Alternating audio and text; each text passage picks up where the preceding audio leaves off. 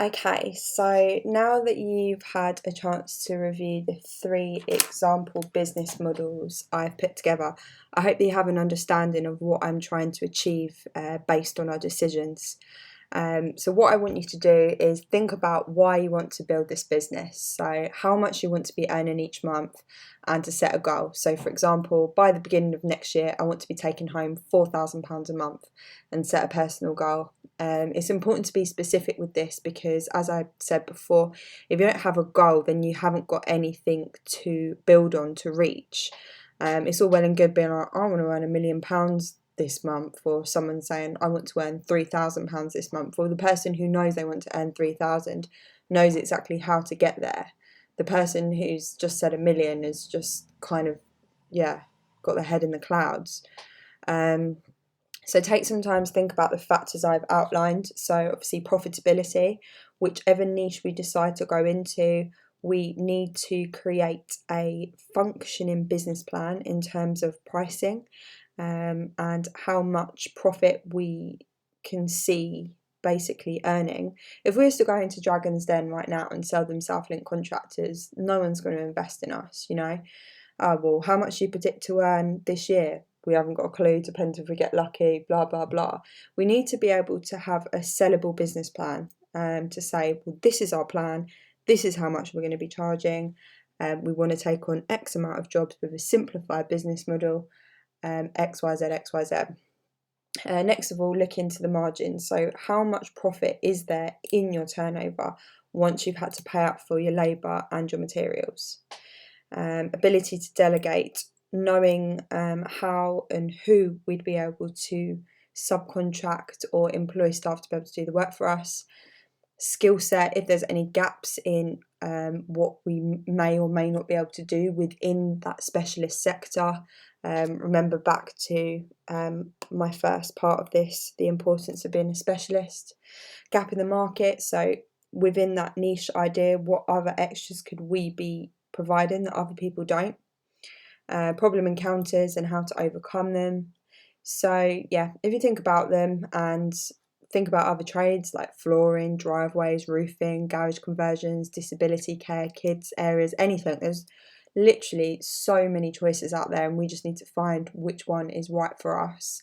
Think about what option gives you the ability to have the end goal we want and the blueprint in order to build and uncap our earnings, because ultimately we have the power to be able to do that. So the world is literally our oyster, and we can niche into anything we want, so long as all of the factors I have outlined work. We need to pre-plan this. We need to go into this knowing exactly what is going to come out of it. Once we've established a real working business plan to continue and grow and increase profitability, the rest will all fall into place. So I know this seems quite obvious, but I just wanted to kind of run this by you. So I think it's easy to get carried away with turnover. You know, a high turnover, it just seems so shiny and attractive. But in actual fact, it's really not about the turnover, it's about your profits. So just for example, I've just put an example here. This company is turning over £3 million a year, but after their cost of sales, so their labour, materials and overheads, their profit at the end of the year is only 60,000. Likewise, this company's turnover is £120,000, and after their cost of sales, labour, materials and overheads, they're also making a profit of £60,000. So I guess what I'm trying to say is that even though you might be turning over a smaller amount, ultimately it's all about your profit. So yeah, that's just something to think about. So before we proceed with our new niche, I'll be covering the following things on my course. I just want you to see why it's important that we make this decision now, because there's a lot of work to be done. So create a financial forecast of how much we'll be charging per job, per day, whichever niche we decide to go into. We need to basically make a blueprint, reverse engineer our figures and find out what we'll be earning and how to basically uncap that. How many jobs we'll need to be running to earn the salary we want to be on. Create a streamlined system where we know what problems we might encounter and how we handle it, so risk assessment. Any company I've ever worked for has always had risk assessment in kind of knowing exactly what to do if something goes wrong. and I think, you know, that's exactly what we need to have as well, especially if, you know, even when we're taking on subcontractors and even employees. So find out exactly who our target market is in order to build a successful marketing campaign. Create e-booklets for our customers for advice around the trade, upselling products around it. So you saw my leaflet before with regards to extensions. This can be implemented in any way or form, and I'm quite creative, so I'll be able to get something looking decent, whichever we decide to do.